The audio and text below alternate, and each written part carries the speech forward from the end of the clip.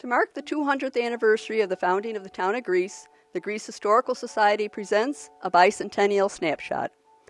Each week we take a look at a particular aspect of Greece history. Today we will look back at some of the illnesses and diseases that affected the lives of many children. When we conduct walking tours of local cemeteries, we get asked about all the small tombstones. Yes, they usually indicate the grave of a child. Here in our Mother of Sorrows Cemetery are the graves of 8 Newell children: Anna, Edward, George, another George, Hattie, Henry, Julia, and Willard. We don't know what caused the deaths of these children, but most of them lived less than a year. One died at the age of 3. The longest surviving Newell child died at the age of 12. In the United States during the 1850s and 60s, 42% of children died before the age of 5. There were numerous communicable diseases prevalent in the 19th century. These included smallpox, diphtheria, measles, meningitis, scarlet fever, and whooping cough. Cholera infantum was also common. One historian wrote, "Up until the 1930s, infant mortality, especially in the cities during the summers, was ferocious. Infants' susceptibility to a variety of respiratory and gastrointestinal disorders was exacerbated by poor sanitation, overcrowded tenements, contaminated milk supplies, and lack of refrigeration." End quote. Cholera infantum was a gastrointestinal disease of infants and children. Various strategies were devised to remove infants from danger during the hottest months. One strategy was tent hospitals, and one was set up in the town of Greece. Believing that the pure air and salubrious effects of breezes off Lake Ontario could benefit the health of sickly children, Dr. Edward Montmore established the Infant Summer Hospital circa 1885 on land donated by Halbert S. Greenleaf. Greenleaf and his wife, Jean Brooks Greenleaf, had a summer residence on property which extended from Latta Road to Beach Avenue. It was also the largest stock farm in Monroe County. The land was situated on a bluff overlooking Lake Ontario, just west of the village of Charlotte. The tent hospital was on today's Beach Avenue.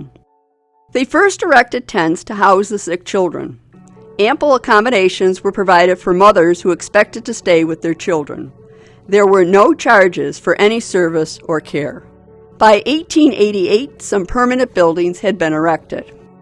Once milk began to be pasteurized, there were fewer cases of cholera infantum, and children suffering from cardiac conditions or orthopedic injuries needing a lengthy recuperation were admitted here for care. In 1929, the name was changed to Convalescent Children's Hospital. It operated at the Beach Avenue address until 1960. Today, the building is a nursing home. Another challenging disease for doctors was diphtheria. Quote, "An acute, highly contagious bacterial disease causing inflammation of the mucous membranes, formation of a false membrane in the throat that hinders breathing and swallowing, and can cause potentially fatal heart and nerve damage by a bacterial toxin in the blood." End quote. Since the disease was so contagious, people were quarantined for a range of 12 days to several weeks. Emma Pollard Greer writes in her History of Charlotte that an outbreak in the summer of 1881 delayed the opening of school in the fall. In 1913, a boy in the Brown family of West Greece was stricken. His older brother was a teacher at the Brick School District School No. 10 on Lake Avenue. That school was shut down in the hopes of stopping the spread of what was also called the choking disease. A native of a small town in Illinois, Dr. George Sanders settled in Greece after serving in World War I.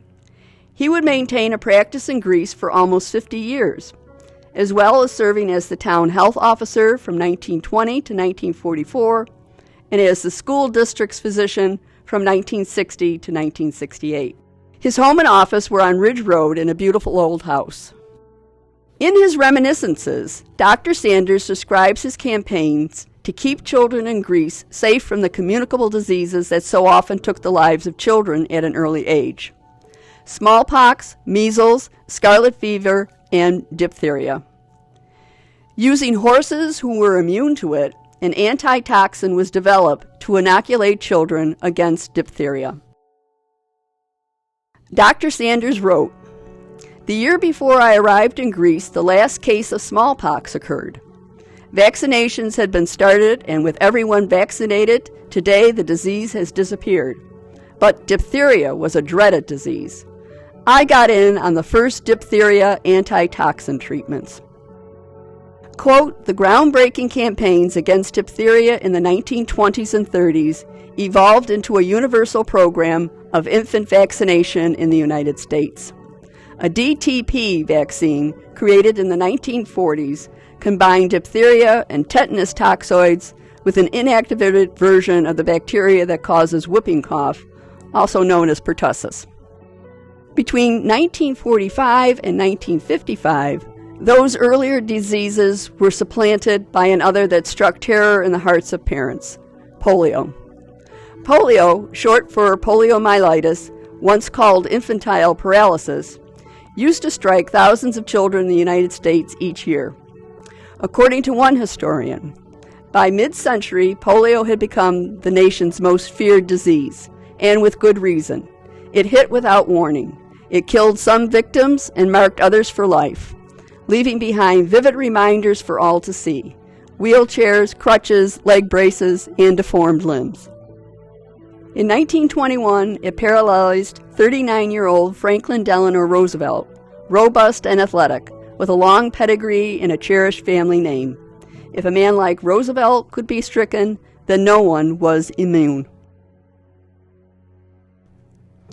In 1945, there were 12 Grecians suffering from polio. More than half the men, women, and children attacked by polio recovered with no enduring effects. 29% were left with a slight residual paralysis. 18% remained handicapped, and 3% died. It was most fatal to children under the age of 10. Polio was one of the costliest diseases known to medicine. Treatment of the disease in its acute stage required constant skilled nursing, extensive physical therapies, and frequently expensive equipment. That care and treatment often extended for months afterwards. Quote, "During the epidemics of the 1930s, 1940s, and 1950s, some patients with serious breathing problems were placed in an iron lung, a cylindrical chamber that surrounded a patient's body from the neck down, which used rhythmic alterations in air pressure to force air in and out of the individual's lungs." End quote. In 1950, realizing that their iron lung machine was much better off in a hospital setting, the Barnard Fire Department donated it to Strong Memorial Hospital. Every January for more than 10 years, the women of Greece participated in the campaign to raise money to find a vaccine to prevent polio. The campaign culminated in the Mother's March, a night when everyone was asked to leave their porch lights on, and the mothers went from door to door, soliciting donations from their neighbors. Every home in the town was canvassed. In 1952, almost 2,000 mothers participated. It was an all-out effort joined by many others in the community to contribute to the campaign to fund research for a vaccine. Every year, the Men's Brotherhood of Bethany Presbyterian Church held a dance. Two of the organizers were polio survivors. There were collection boxes in all the schools. The Patty Hill Players put on a benefit show. And every year they hoped for an effective vaccine. That hope was realized in 1955. The Jonas Salk vaccine was first to be approved that year. It was made from completely inactivated polioviruses and injected into the body. The oral vaccine, developed by Albert Sabin, was made from weakened polioviruses. It was introduced in 1963. A kindergarten class in a Greece school was a testing site for the Salk vaccine. The children were given 2 shots over a 2-week period in May 1954. They were part of the largest human experiment in history. Although recently in the news, still, because of the polio vaccine, cases in the United States are very rare now.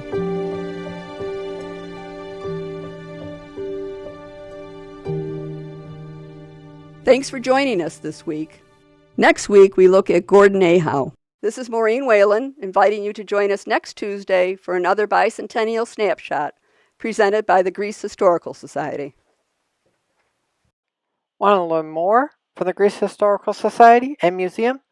Then click that subscribe button for more content and hit that bell icon to get notified when there's more Bicentennial Snapshots. You can visit us on the web at GreeceHistoricalSociety.org. You can find us on Facebook at Greece Historical Society, and you can stop in at the Greece Historical Society at 595 Long Pond Road.